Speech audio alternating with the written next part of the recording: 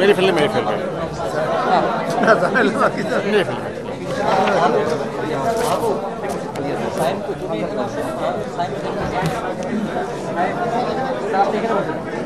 আমি শুরু করছি বিসমিল্লাহির রহমানির রহিম। গণমাধ্যমের আমার প্রিয় সহকর্মী,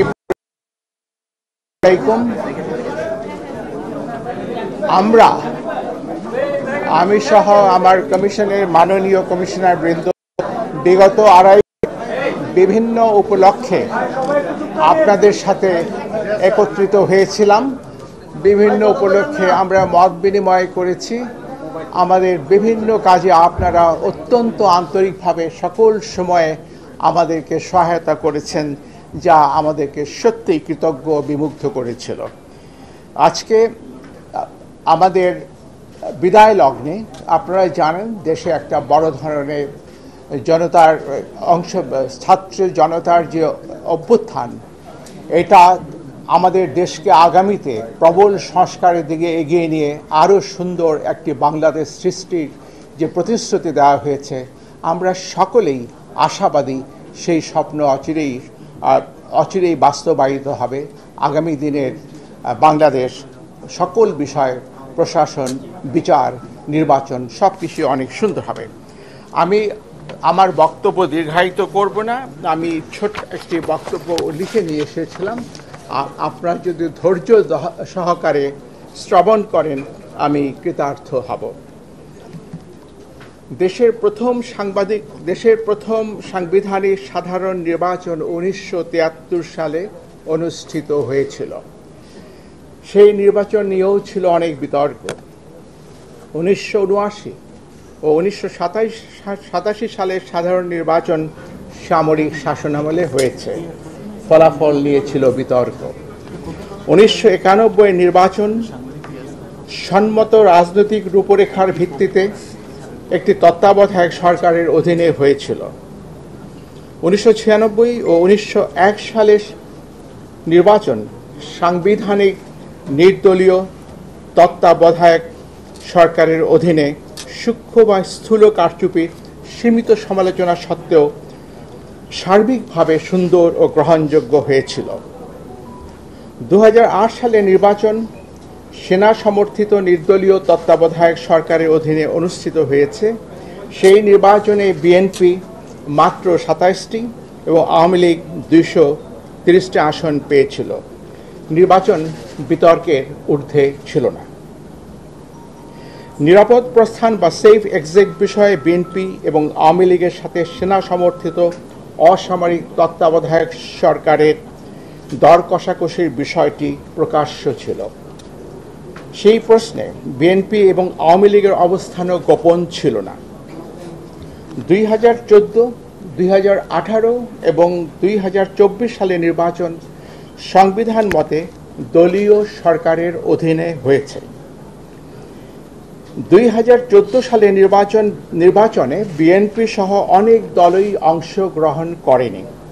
ফলে সেই নির্বাচনও 2024 সালের অনুরূপ অন্তর্ভুক্তিমূলক তথা ইনক্লুসিভ ছিল না।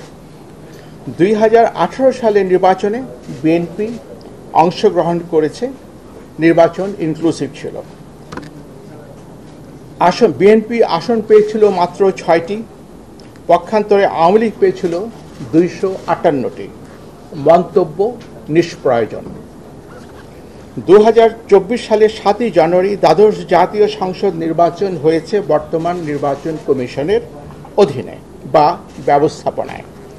44টি নিবন্ধিত দলের মধ্যে 28টি দল নির্বাচনে অংশগ্রহণ করলে প্রধানতম বিরোধী দল বিএনপি ও সমমনা দলগুলো নির্বাচনে অংশগ্রহণ করেনি। নির্বাচন সেই অর্থে অন্তর্ভুক্তিমূলক হয়নি। কমিশন বিএনপি সহ সমমনা দলগুলোকে নির্বাচনে অংশগ্রহণের জন্য একাধিকবার আন্তরিকভাবে আহ্বান করা সত্ত্বেও তারা নির্বাচনে অংশগ্রহণ করেননি। নির্বাচনে অংশগ্রহণ করা বা না করার বিষয়টি একটি রাজনৈতিক দলের নিজস্ব বিষয়। নির্বাচন স্থগিত বা বাতিল করে দেওয়ার মতো কোনো সাংবিধানিক ভিত্তি ছিল না। সেই কারণে অনেকেই কমিশনকে দোষারোপ করছেন। নির্বাচন কখন, কী কারণে, কতদিনের জন্য স্থগিত করা যাবে তাও সংবিধানে সুস্পষ্টভাবে উল্লেখ করা আছে। অতীতে কখনোই কোনো নির্বাচন বাতিল করে দিয়ে কোনো কমিশন পদত্যাগ করেননি। সম্প্রতি ভেঙে দেওয়া সংসদের 299টি আসনে নির্বাচন প্রার্থীদের মধ্যে ব্যক্তিকেন্দ্রিক প্রতিযোগিতার মাধ্যমে হয়েছে, দলের মধ্যে নয়। 299টি আসনে 1969 জন প্রার্থী প্রতিদ্বন্দ্বিতা করেছেন। নির্বাচন নিষ্পন্ন করা অতিশয় কঠিন একটি কর্মযজ্ঞ। নির্বাচন গ্রহণযোগ্য না হওয়ার সকল দোষ ও দায়-দায়িত্ব সকল সময় কেবল নির্বাচন কমিশনের উপর এককভাবে আরোপ করা হয়ে থাকে। একটি কমিশন না হয় অসৎ বা পক্ষপাতদুষ্ট হতে পারে, কিন্তু সকল সময় সকল কমিশনই অসৎ বা পক্ষপাতদুষ্ট হতে পারে না। কমিশন বিভিন্ন কারণে নির্ভেজাল গ্রহণযোগ্য নির্বাচন করতে অক্ষম বা অসমর্থ হতে পারে। বিদ্যমান ব্যবস্থা আমাদের বিশ্বাস কেবল কমিশনের পুনর্বিন্যাসের মাধ্যমে অবাধ, নিরপেক্ষ, কালো টাকা ও পেশিশক্তি বিবর্জিত এবং প্রশাসন ও পুলিশের প্রভাবমুক্ত নির্বাচন নিশ্চিত করা যাবে না। নির্বাচন পদ্ধতিতে দুর্ভেদ্য মৌলিক সংস্কার প্রয়োজন হবে। রাজনৈতিক সংস্কৃতি ও আচরণে এবং বিশেষত প্রার্থীদের আচরণে পরিবর্তন অবশ্যই প্রয়োজন হবে। 1973 থেকে হওয়া অতীতের অন্যান্য সকল নির্বাচন ছাড়াও 2008, 2014 এবং 2018 সালের নির্বাচনের বিতর্কিত সন্দিগ্ধ বিষয়গুলো বিবেচনায় নিয়ে কমিশন পরবর্তী সকল নির্বাচনগুলো সতর্কতার সাথে আয়োজনের চেষ্টা করেছে। জাতীয় এবং স্থানীয় সরকারের বিভিন্ন স্তরের নির্বাচনে দিনের বেলায় ব্যালট পেপার প্রেরণ, কতিপয় উপনির্বাচনে ভিডিও পর্যবেক্ষণ, ইভিএমের ব্যবহার, দেশের সকল জেলায় একই দিনে, তবে প্রতিটি জেলার প্রশাসনিক সীমানার মধ্যে মাঝে 3 থেকে 5 দিন বিরতি দিয়ে 5 থেকে 6টি ধাপে নির্বাচন অনুষ্ঠান, সরকারি কর্মকর্তাদের ব্যাপকভাবে রদবদল ইত্যাদি গৃহীত ব্যবস্থা নির্বাচন অবাধ, নিরপেক্ষ ও সুশৃঙ্খল করতে অনেকটাই সহায়ক হয়েছিল।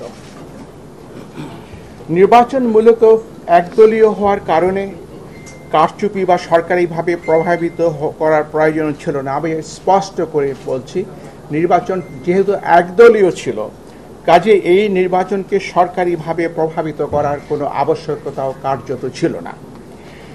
নির্বাচন দলের ভেতরেই হয়েছে, মধ্যে হয়নি, উইদিন হয়েছে, বিটুইন হয়নি।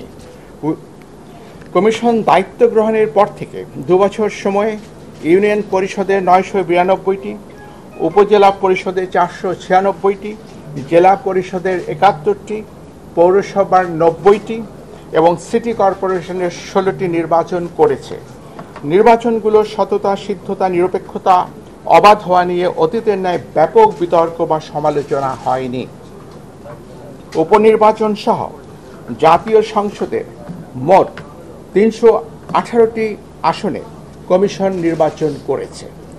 দলীয়ভাবে ইনক্লুসিভ না হওয়ার কারণে নির্বাচন বিতর্কিত হয়েছে, এটি সঠিক এবং যৌক্তিক।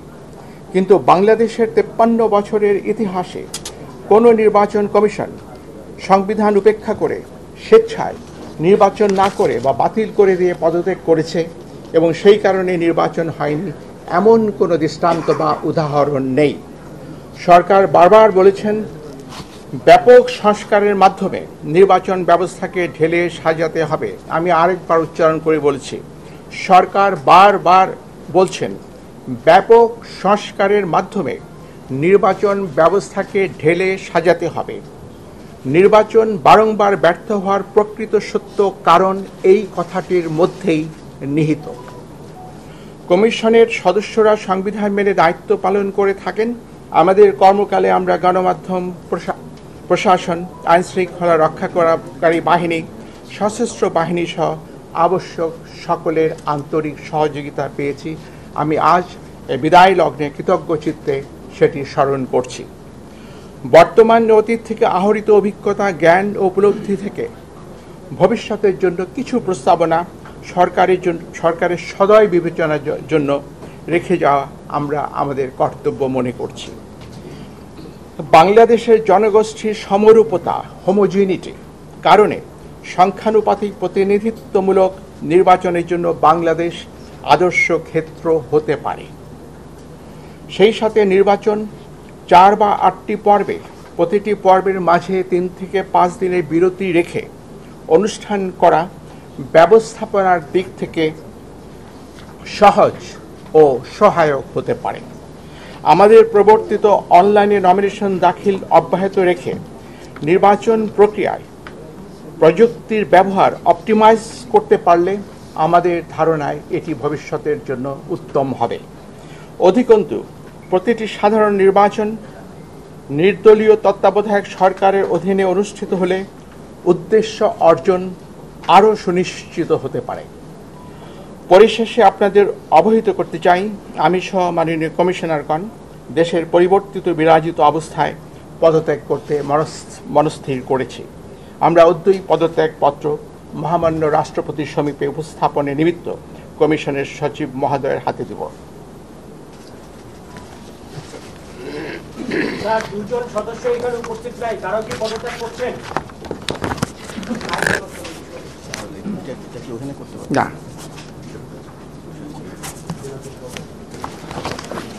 সচিব আসে। Thank you.